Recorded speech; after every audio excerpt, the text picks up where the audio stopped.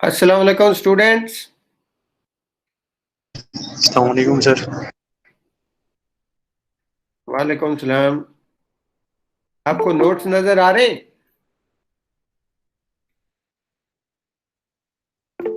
Sir ये जोड़ी साहब आए हैं कि नहीं? हाँ, अभी तक तो नहीं आए।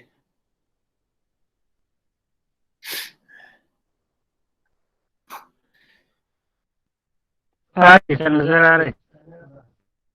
अच्छा,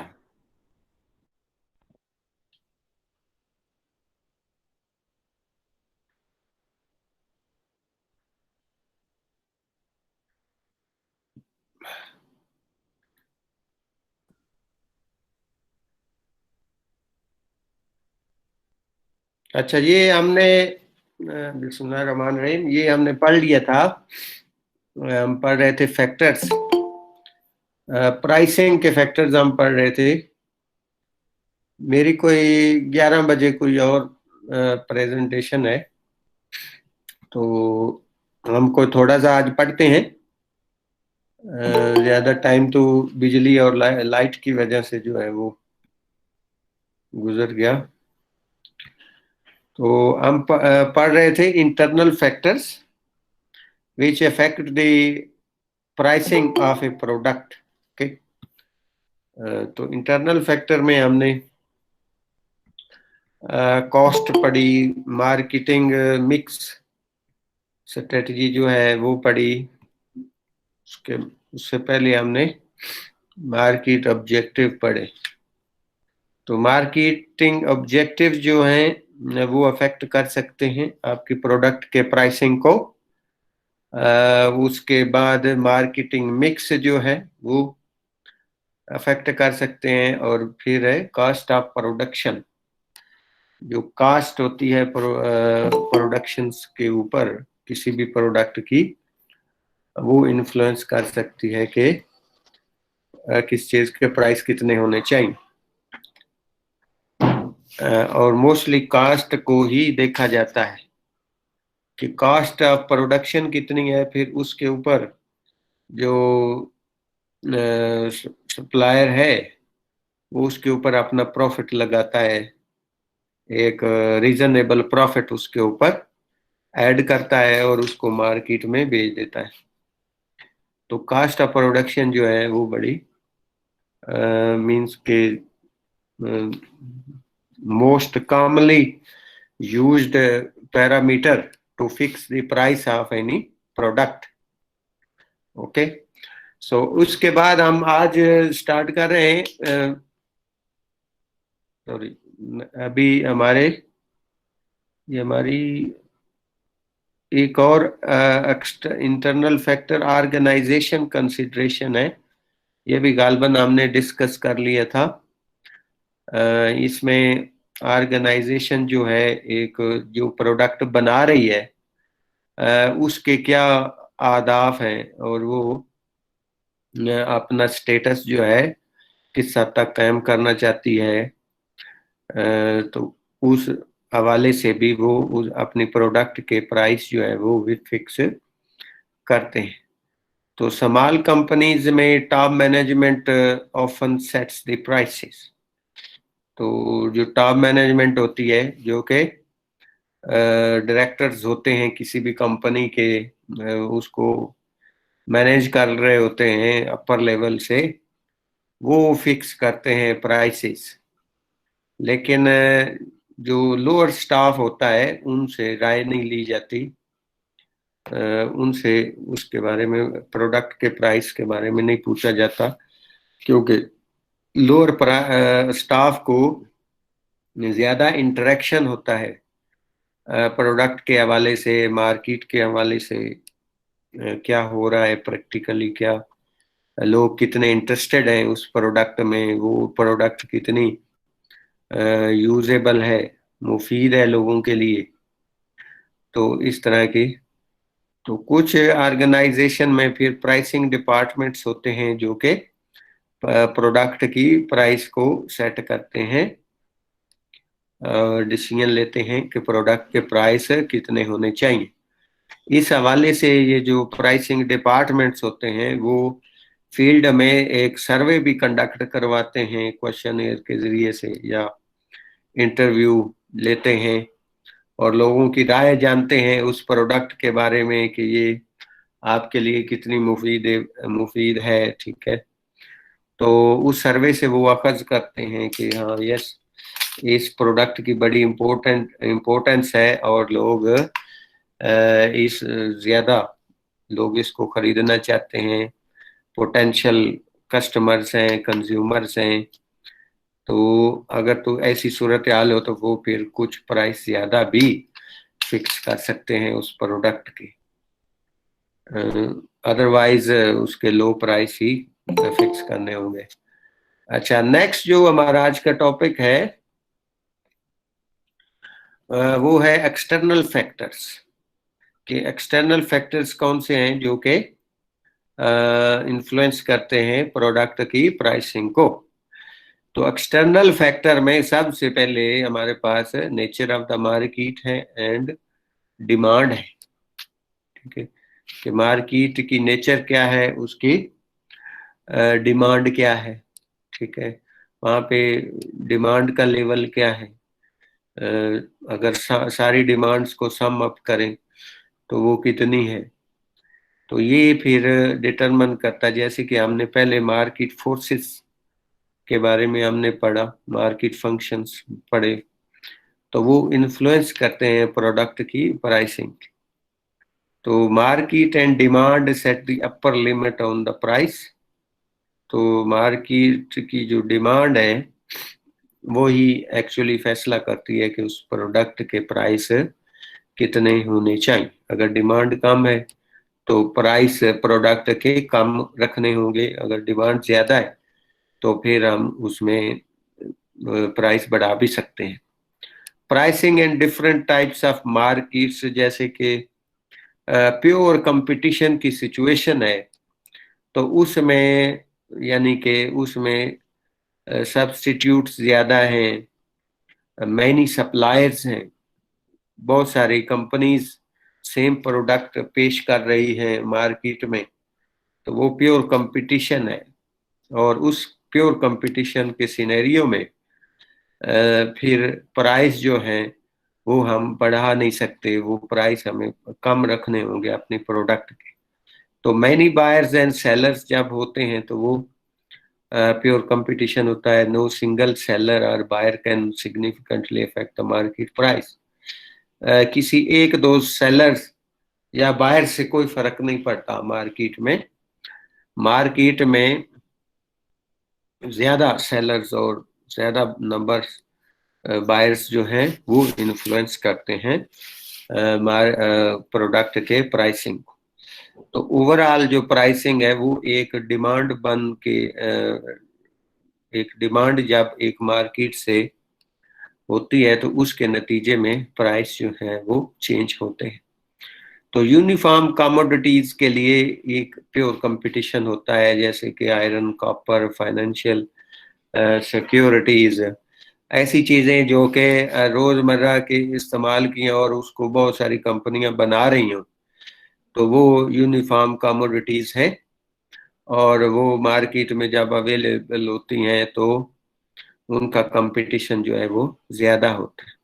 देन मोनोपोलिस्टिक कंपटीशन है, जहाँ पे many buyers and sellers trading over a range are prices caused by differentiation।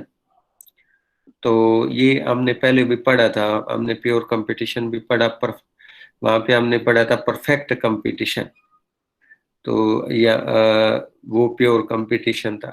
फिर मोनोपोलिस्टिक कंपटीशन भी हमने पढ़ा कि उसमें प्रोडक्ट की अगर डिफरेंशिएशन है तो फिर कोई प्रोडक्ट जो है वो सरवाइव कर सकती है मार्केट में और ज्यादा बिजनेस कर सकती है, उसके प्राइस ज्यादा हो सकते हैं। इसमें भी मैनी बायर्स एंड सेलर्स होते हैं, लेकिन due to certain differentiation in the product उसकी वैल्यू होती है। Product can be varied in quality, feature, style और द अकम्पनिंग सर्विसेज। तो उसमें फिर मार्केटिंग मिक्स भी आ जाता है। तो ये बहुत सारी प्रोडक्ट्स, जैसे कि फूड की प्रोडक्ट्स हैं, होटल्स हैं, रेस्टोरेंट्स हैं, वहाँ पे आपको फूड जो है, आप फूड तकरीबन एक ही चीज है। अगर मार्केट से बिरयानी आपको मिल रही है तो वो डिफरेंट होटल्स वाले बना रहे हैं, लेकिन उसमें ओवरऑल तो डिश का नाम बिरयानी है, लेकिन उसमें हर होटल वाला वो कोशिश करेगा कि वो उसमें कोई यूनिकनेस लाए, ठीक है, उसमें कोई डिफरेंशिएशन लाए, उस उसकी रेसिपी में कुछ चेंज लाए, ठीक है। तो ये फिर मोनोपोलिस्टिक कंपटीशन इससे क्रिएट होता है। ठीक हो गया। उसके बाद हमारे पास है ओलिगोपोलिस्टिक कंपटीशन है। ओलिगोपोलिस्टिक कंपटीशन की सूरत हाल में a few sellers who are highly sensitive to each other's pricing and marketing strategies. Product can be uniform, steel, aluminium, या नॉन यूनिफॉर्म भी हो सकती, कार्स, कारपेंटर्स। तो इसमें फ्यू सेलर्स की बात है, ओलिगो कंपटीशन है, ओलिगो पोलिस्टिक कंपटीशन है। फ्यू इसमें सेलर्स होते हैं, बायर्स की तादाद यहाँ पे फिक्स नहीं है। तो वो जो फ्यू सेलर्स हैं, जैसे कि आप देखते हैं कि कुछ कंपनियां, जब बस चंद एक कंपनियां हैं, तो वो आपस में compete कर रही होती हैं चीजों के लिए। अच्छा, मेरी एक कॉल आ रही है, मैं वो ले लूं। हेलो।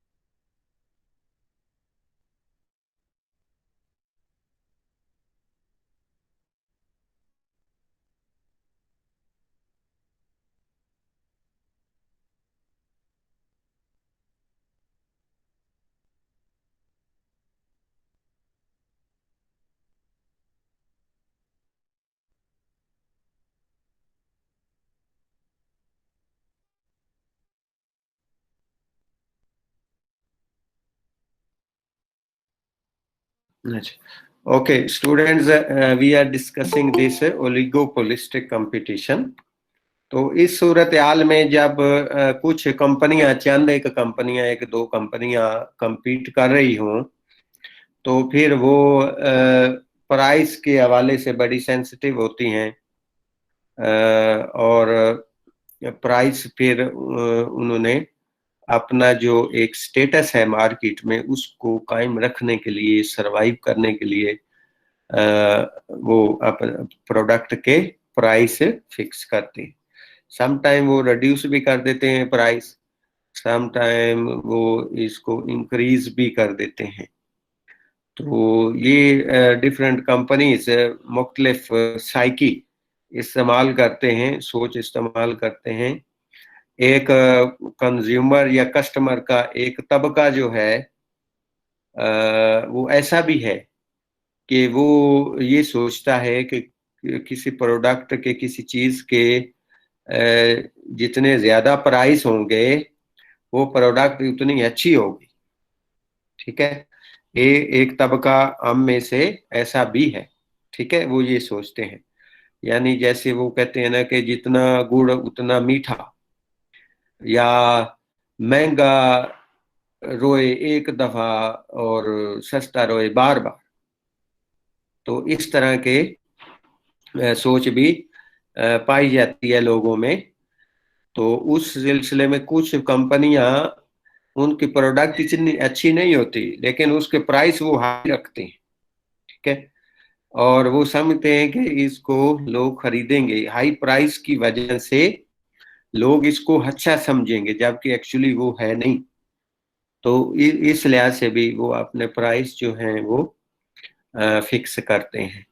तो जब ओलिगोपोलिस्टिक कंपटीशन हो, यानी कुछ कंपनियां, चंद कंपनियां compete कर रही हो एक दूसरे के साथ, तो वो फिर इसका बड़ा केयरफुली एनालिसिस करते हैं प्रोडक्ट के प्राइस फिक्स करने में, कि उनको प्राइस कम करने चाहिए या उनको प्राइस बढ़ाने चाहिए।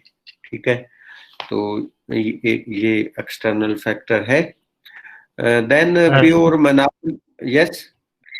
सर इसमें जो ये यूनिफॉर्म है और नॉट यूनिफॉर्म है सर। यूनिफॉर्म में एल्युमिनियम कॉपर स्टील वगैरह आते हैं और नॉट यूनिफॉर्म में कार कंप्यूटर, ये थोड़ा समझाएं सर ये। यूनिफॉर्म मीन्स के ये वो डाइवर्सिफिकेशन के हवाले से ये लिखा हुआ है कि कुछ चीजें होती हैं कि उनमें आप कोई ज्यादा डाइवर्सिटी नहीं कर सकते। कुछ ज्यादा आप, यानी कि आपने टी आर और ये गार्डर वगैरह खरीदने हैं, स्टील लोहे की चीजें, तो उसमें आप क्या डाइवर्सिटी करोगे, उसमें क्या चेंज लाओगे कि आप अट्रैक्ट कर सको ज्यादा से ज्यादा लोगों को। ठीक है, लोहे की, एल्युमिनियम की चीजें, जो कंस्ट्रक्शन मटेरियल होता है या कुछ भी, वो यूनिफॉर्म होगा। वो एक दुकान पे पड़ा हुआ भी उसी तरह का होगा, दूसरी दुकान पे जाएंगे तो वहां भी उसी तरह के टी आर गार्डर वो पड़े, सीमट पड़ा है या कोई और चीज इस तरह की, जिसमें कोई ज्यादा डाइवर्सिटी नहीं होगी है ये। लेकिन कुछ चीजें हैं जिनको हम नॉन यूनिफॉर्म कह सकते हैं, उनमें डाइवर्सिटी हो सकती है, उनमें डाइवर्सिटी पॉसिबल है। जैसे कि कार्स हैं, कंप्यूटर्स हैं। ठीक है, तो इस तरह की चीजों में, व्हीकल्स ट्रांसपोर्टेशन की चीजें हैं, इनमें लैपटॉप्स हैं, इनमें डाइवर्सिटी हो सकती है। ठीक है, कंप्यूटर्स की किसी की मेमोरी ज्यादा कर दी, किसी की वो रैम कम कर दी। ठीक है, शेप डिफरेंट दे दी उसको। कार्स हैं तो किसी को मैनुअल बना दिया, तो किसी को ऑटो बना दिया, तो किसी के डिजाइन डिफरेंट कर दिया। अभी आप देखते हैं कि ये कारें जो हैं टोयोटा की हों या सुजुकी की हों, ये अंदर से कार क्या है, वही चार पहिए हैं और एक ढांचा सा होता है बस। बाकी बाकी बाहर से क्या करते हैं, सिर्फ बाहर से शेप चेंज करते हैं और मॉडल चेंज हो जाता है। ठीक है, उसकी जो लाइटें हैं, बत्तियां हैं, उनको थोड़ा सा डिजाइन डिफरेंट दे देते हैं जनाब, तो कहते हैं कि ये 2020 के मॉडल की है। ठीक है, जबकि वही चीज जो पहले होती वो भी उसी तरह की, उसके भी इंटरनल सारी चीजें उस तरह की होती हैं। कुछ चेंजेस, अपग्रेडेशन आती है उनमें, कुछ फंक्शंस ऐड करते हैं। और मीन्स के जो यूनिफॉर्म है उनमें डाइवर्सिटी मुमकिन नहीं होती, लेकिन नॉन यूनिफॉर्म में कुछ हद तक डाइवर्सिटी जो है वो पॉसिबल है। ठीक है, तो हर प्रोडक्ट में हम जो प्रोड्यूसर है या मैन्युफैक्चरर है वो आज़ाद नहीं है कि वो उसमें डाइवर्सिफिकेशन कर सके। तो डिफिकल्ट है for new sellers to enter the market. तो अगर वहाँ पे कंपटीशन, दो कंपनियां या तीन कंपनियां हाई कंपटीशन पे जा रही हैं, तो चौथी कंपनी का उधर आना जो है वो बड़ा मुश्किल होगा। उसको बड़ी ही यूनिकनेस अपने प्रोडक्ट में लाना पड़ेगी, डाइवर्सिफिकेशन लाना पड़ेगी मार्केट में एंटर होने के लिए।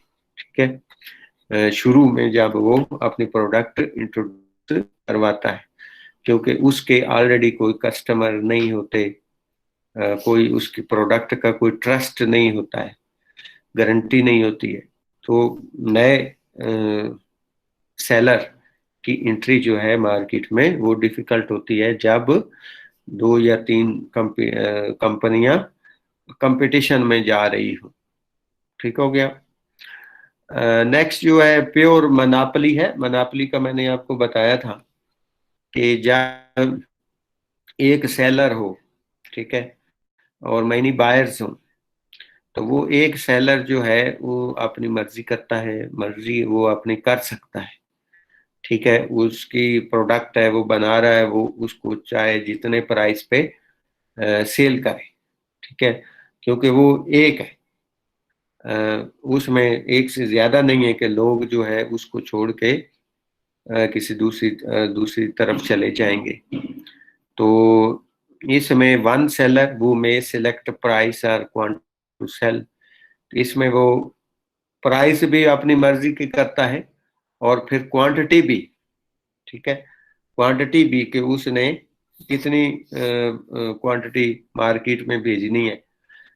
और इस वजह से इसी तरह की प्रोडक्ट की फिर शॉर्टेज भी हो जाती है, और लोग जो हैं या कस्टमर जो हैं उनको परेशानी का सामना भी होता है जब प्योर मोनोपोली एग्जिस्ट करती हो, ठीक है।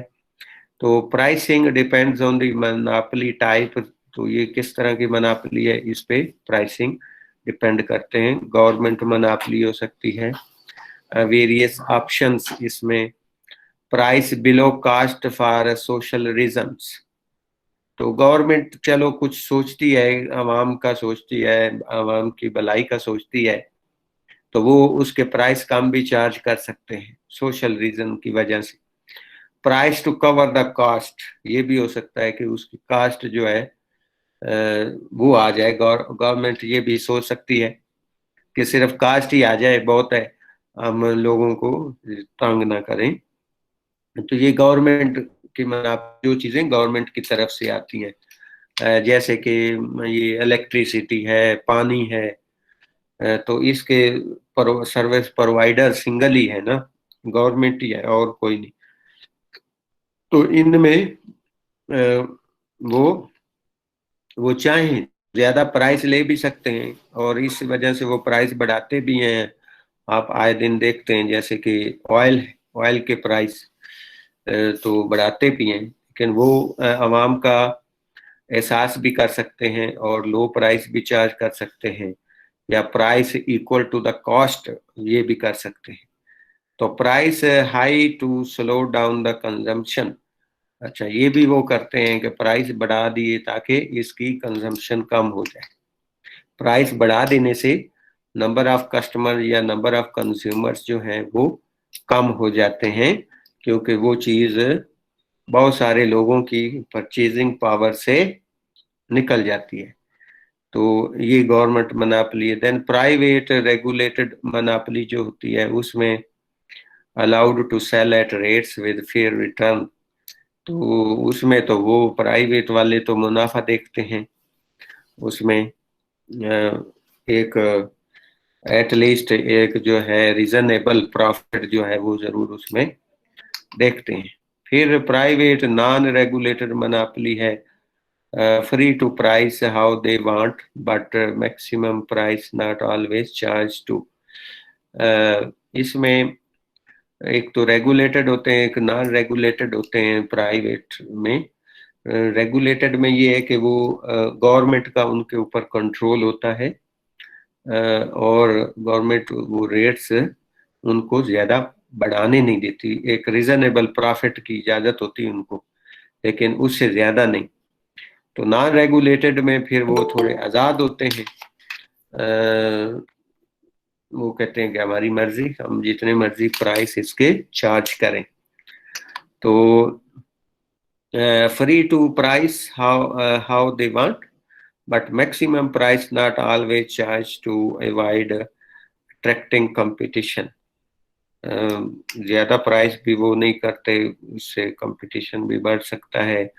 पेनिट्रेट द मार्केट फास्टर, तो मार्केट में इंटर होने के लिए वो प्राइस कम रख सकते हैं। फियर ऑफ रेगुलेशन, रेगुलेशन के डर से भी कि हुकूमत उनको उनका बिजनेस ही ना बंद कर दे, हम इतना भी लोगों को तंग ना करें, इतने भी प्राइस ना हम बढ़ाएं कि वो शिकायत गवर्नमेंट तक पहुंच जाए और वो हमारा बिजनेस ही ठप कर दे।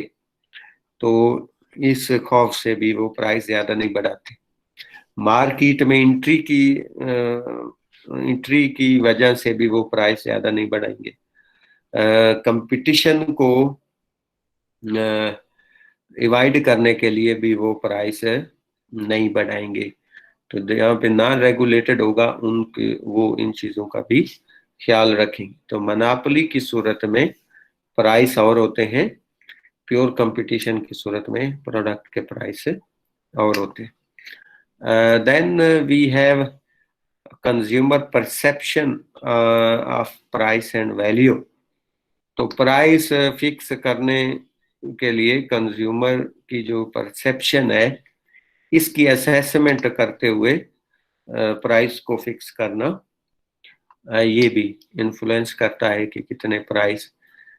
इसके लिए जैसे कि मैंने पहले कहा कि सर्वे वगैरह किया जाता है और कंज्यूमर की पर जो परसेप्शन है वो नोट की जाती है कि हाउ कंज्यूमर परसीव, कि कंज्यूमर क्या कहता है, कस्टमर क्या कहता है इसके प्राइस के बारे में। ठीक है, तो अगर तो ज्यादातर सर्वे से पता चलता है कि जी जनाब बहुत सारे लोगों ने ये कहा कि इसके प्राइस ज्यादा लगते हैं, ये इतने की है नहीं, तो उसको देखते हुए भी कंपनी जो है अपने प्रोडक्ट के प्राइस जो है वो फिक्स करती है। तो ये effective buyer oriented pricing involves understanding how much the value consumers place on the benefits they receive from the product and setting a price that fits this value।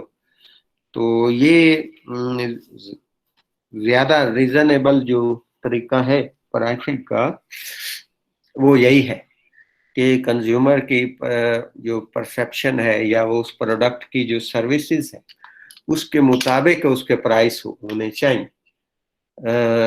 इसमें cost of production को भी मद्देनजर नहीं रखा जाता। कुछ चीजें होती हैं उनके पे कॉस्ट ज्यादा आती है लेकिन फायदा उनका कम ही होता है।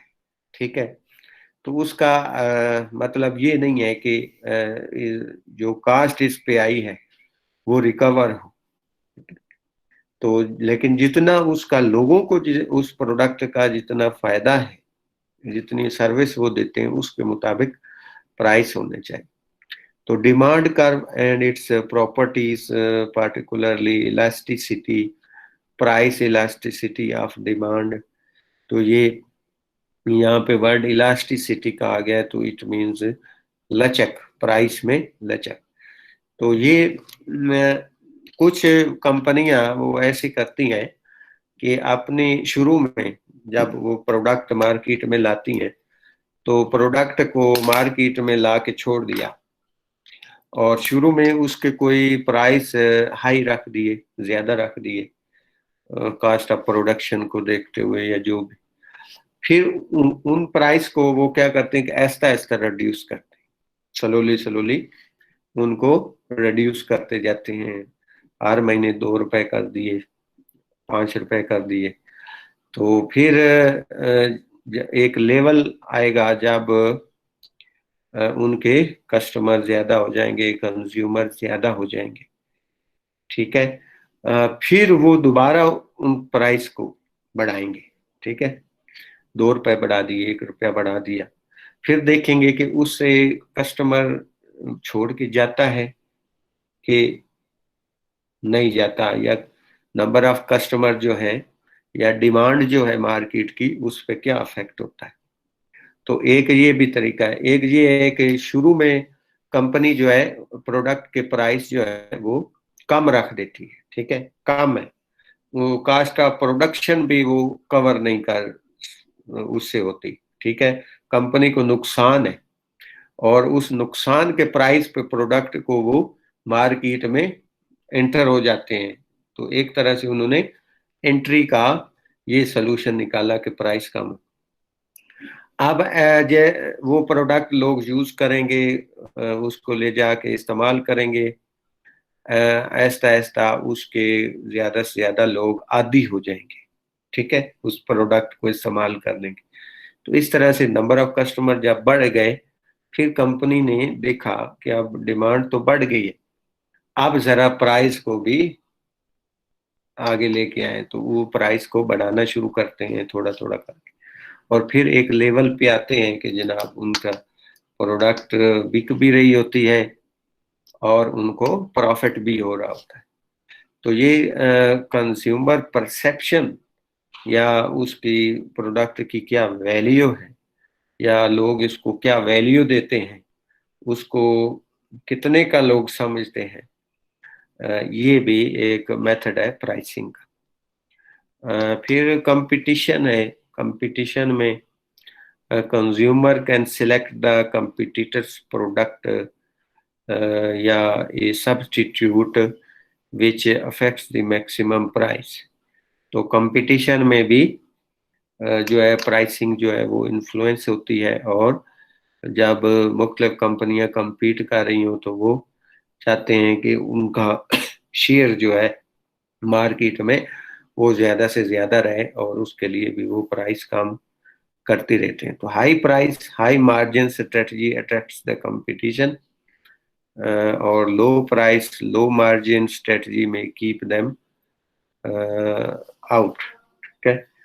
तो ये भी होता है कि सम टाइम प्राइस को रिड्यूस करने से प्रोडक्ट की जो वैल्यू है या उसकी जो वर्थ है वो रिड्यूस हो जाती है। जब प्रोडक्ट चीप होगी तो लोग समझेंगे कि ये किसी काम की नहीं, तो उस सिलसिले में। और जब प्राइस हाई होंगे तो उससे कंपटीशन अट्रैक्ट भी होता है एक लिहाज से। जब आप हम देखें कि मार्केट में कोई प्रोडक्ट बड़ा प्रॉफिट कमा रही है, उससे और ज्यादा से ज्यादा लोग बिजनेस शुरू करते हैं उस प्रोडक्ट का। ठीक है।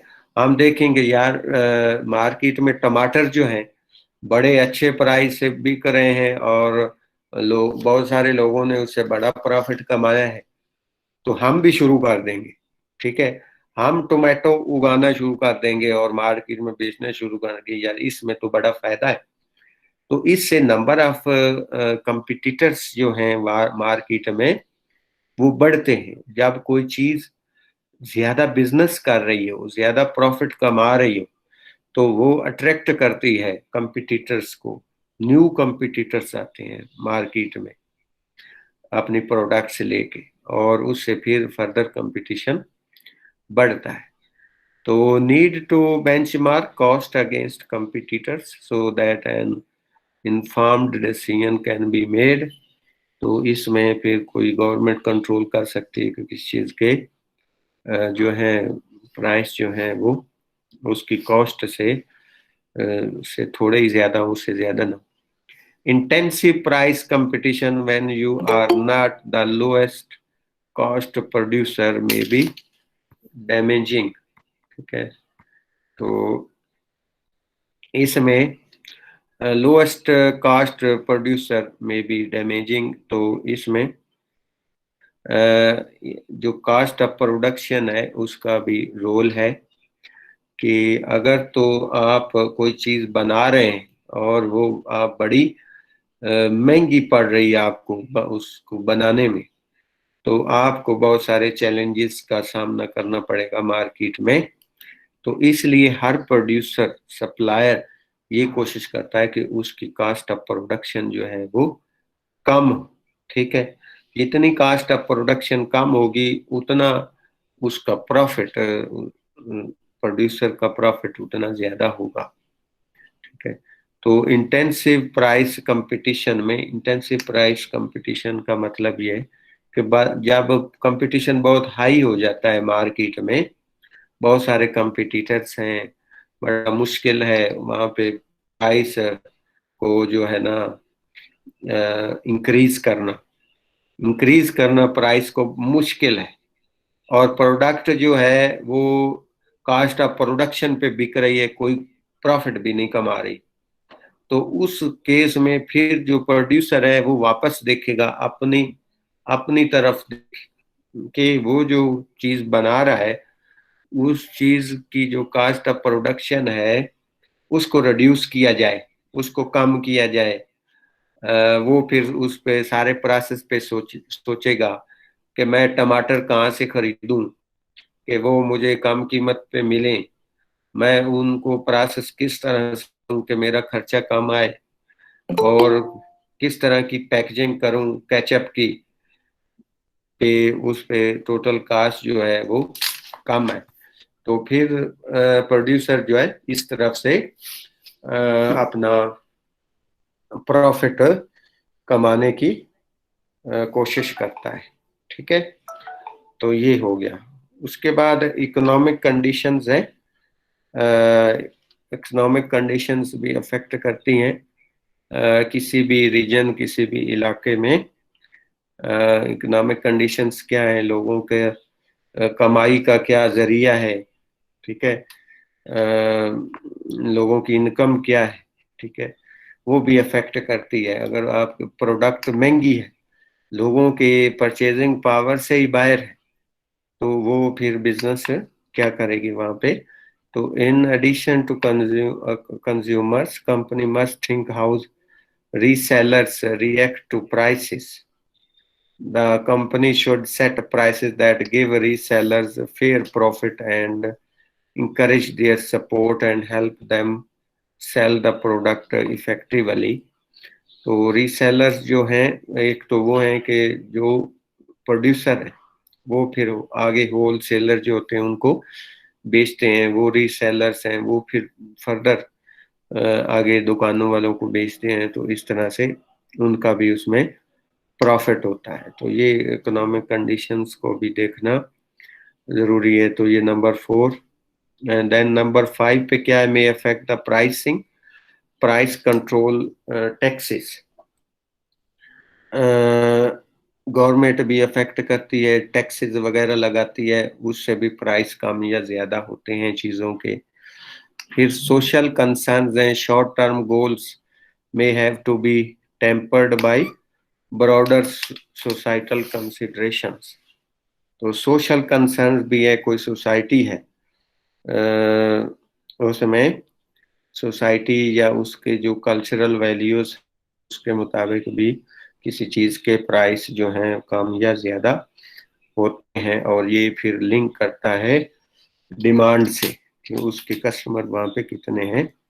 तो सोशल कंसर्न जो है, short term goals have to be tempered by broader societal considerations। तो एक ब्रॉडर लेवल पे फिर सोसाइटी के देखना होता है कि ये प्रोडक्ट यहाँ पे कितना बिजनेस कर पाएगी और इसका स्कोप कितना है। ठीक हो गया। तो ये 6 एक्सटर्नल फैक्टर थे। जी नजीब आलम। बस याद काफी है सर, याद नहीं। हाँ, अभी मेरी कोई प्रेजेंटेशन है, मैं उधर जा रहा हूँ। तो कल हम फिर जो रिमेनिंग पोर्शन है, मिड का पोर्शन, वो हम कल कवर करेंगे। ठीक है, आप अपनी अटेंडेंस मार्क कर दो इसमें। सर एक वो सर रिक्वेस्ट थी सर, वो असाइनमेंट नंबर 5 जो है सर, वो इशू की वजह से सबमिट नहीं हो सकी सर, उसकी थोड़ी देर हो सकती है सर।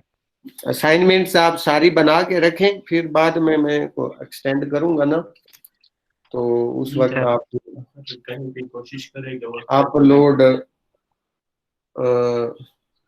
फिर आप अपलोड कर सकेंगे। ठीक है, ठीक है sir, okay sir, thank you sir, okay, अल्लाह हाफिज़ सर। अल्लाह हाफिज। जोड़ी सर नहीं आए अभी तक तो सर, कल आया तो वो कह रहे थे कि एक नया वो सिस्टम लाया, चेक करो क्या। फिर ऊपर गया कि गजनवी साहब के पास बैठ गया मैं, तो उसमें सिर्फ